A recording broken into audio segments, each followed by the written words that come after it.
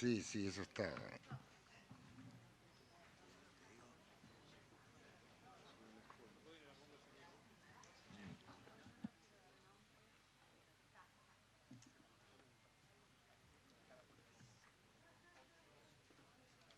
Gracias, gracias. Gracias, diputada. Bueno, en principio comienzo señalando la importancia de tener un ministro de Justicia en esta casa, dando la cara en nombre del Ejecutivo Nacional. Quiero empezar diciendo que el proyecto de ley denominado Ley Ómnibus es el inicio de la gestión de Javier Milei, es bases y puntos de partida. Para ser más clara, si el punto de partida es que el ministro de Justicia que está presente y es valorado por todos nosotros hace una enorme cantidad de horas, no está citado como dentro de las carteras que están enmarcadas en la emergencia, permítanme decirles que han empezado en el punto de partida casi por el final de la emergencia que intentan fundamentar en este proyecto de ley ómnibus. Nos hubiese encantado, si es así, posiblemente muchos diputados de aquí no estamos adhiriendo al diagnóstico que hace Javier Milei en la fundamentación de este proyecto de ley, pero claramente arranca decretando la emergencia económica, tarifaria, la emergencia fiscal, la emergencia previsional, la emergencia de seguridad, de defensa, la emergencia energética, sanitaria y social. No vimos durante esta primera jornada al ministro de Economía, Luis Caputo, al que le reclamamos porque claramente el fundamento del inicio de esta ley es que estamos en una crisis de emergencia económica inédita en 40 años de democracia. Esto avala lo que se dijo en esta mesa hoy aquí, que claramente han elegido el camino de magnificar el diagnóstico económico, fiscal, tarifario, de seguridad, de defensa, social, para poder hacer algo que en 40 años de democracia este Parlamento nunca vio ni vivió, que es utilizar una herramienta de los legisladores de la Constitución del 94, que fue muy claro y concreto, bajo qué medidas excepcionales, bajo qué circunstancias el presidente de la Nación podía realizar un decreto de necesidad y urgencia.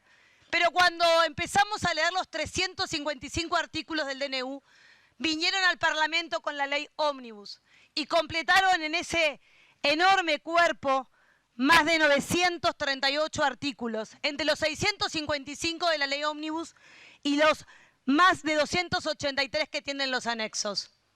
Es cierto lo que dijo el diputado Palazzo, es cierto que le agradecemos, ministro Cuño Libarona, el tiempo, la predisposición de explicarnos los beneficios de la modernización del sistema judicial. También es cierto que nos hubiese encantado tenerlo aquí para ver qué están pensando de la Corte Suprema de Justicia y su integración, cómo el Consejo de la Magistratura fue un largo debate la conformación en ambas cámaras en el año pasado y en el anterior, cómo la Administración Penal de Justicia requiere un tratamiento de manera urgente por los delitos complejos, narcotráfico, venta de estupefacientes, trata de personas, delitos aduaneros, contrabando, todos reclamos legítimos en cada una de nuestras ciudades en las que vivimos, militamos y trabajamos para dar respuesta desde este Parlamento. Sin embargo, señor ministro, en este intento permanente de llevarse puesta la Constitución, porque si hay algo que hay que reivindicar, que Javier Milei, en el marco de llamarse autodenominarse libertario, no para de citar a Juan Bautista Alberdi, pero es cierto que en el marco de la Constitución de 1853 se olvida de la Constitución del 94, que es la que está vigente, y que en todo caso, si quiere modificar la Constitución, tendrá que trabajar incansablemente por llamar una constituyente y dar vuelta, como está intentando hacerlo bajo esta ley ómnibus. 655 artículos. Tenemos a un solo ministro. Es cierto que vino el secretario de Energía, pero no habló de tarifas, que es lo que quiere escuchar el pueblo argentino. Solamente se decidió contarnos como si no supiésemos leer y escribir los títulos. Y dijo claramente 9 títulos. Bueno, empezó mal. Son 10 títulos, los 655 artículos. Pero ese título 10 lleva el artículo 654, que ninguno de los miembros del Ejecutivo aquí contestó. ¿Por qué presentar un decreto de necesidad de urgencia que tiene un tratamiento en la 26122, que es claro y concreto, como señaló la diputada Galiar? ¿Por qué entonces meter el decreto de necesidad de urgencia 70 en el articulado, en el artículo 654? Porque es una gran mamushka, es una muñeca dentro de una muñeca de otra muñeca. Es que vamos sacando el desarticulado del 654 y tenemos 355 artículos que son los que hacen referencia al decreto 70. Es lo que no le contestaron a Martín Tetaz, que buscaba poder sacar las mamushkas y poder justamente dictaminar el interior del decreto 70. No lo contestó Rodolfo Barra, no lo contesta el ministro de Justicia. ¿Quién le va a contestar en todo caso? Vamos a ser los legisladores que entendemos claramente cuál es el intento de llevarse puesto a la Constitución 40 años de democracia en un minuto. En un minuto, porque no estamos diciendo que no estamos dispuestos a debatir. Todo lo contrario, estamos acá en una actitud democrática, escuchando, contestando y haciendo preguntas al único ministro del Ejecutivo. Nos hubiese encantado que estuviesen el resto de los ministros y seguramente tendrán la posibilidad de contestar lo que nosotros con mucha humildad hacemos todos los días, cuando amplios colectivos afectados por este decreto y por esta ley ómnibus piden venir al Parlamento a ser escuchados.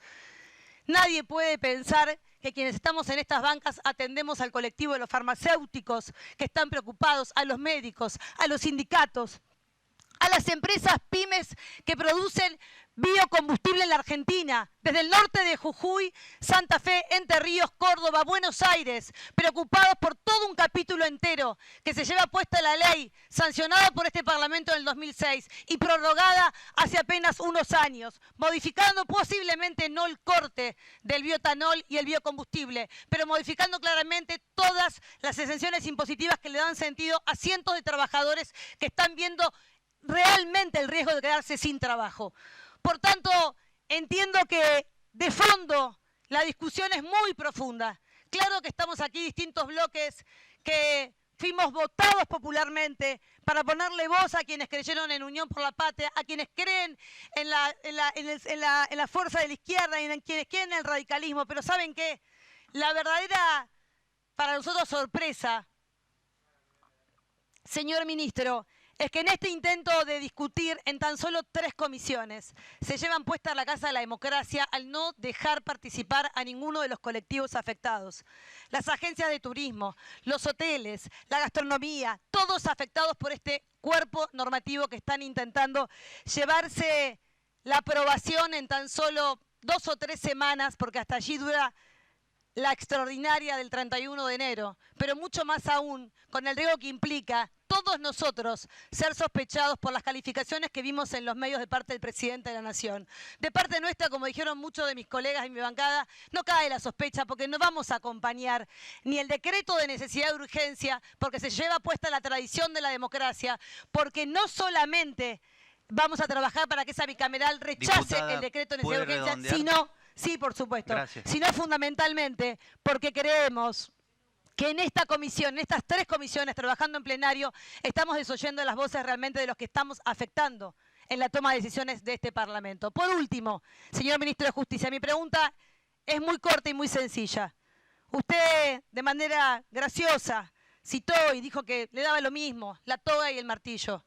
Pero cuando vimos el ímpetu que le ponía al libro que lo inspiró en traer en esa reforma la utilización de la toga y el martillo, el alma de la toga, vimos allí reflejado una frase sencilla y fácil de que pueda leérsela, porque quizás al leer ese libro se olvidó una parte muy importante de lo que plantea en su articulado. El alma de la toga, por supuesto, del Colegio de Abogados de Madrid, de Ángel Osorio, que dice allí: la toga no es mito, sino manifestación de espíritu judicial. Quizá no sea aconsejable su instauración en los países donde no se la ha conocido, pero sí siempre su conservación donde existe.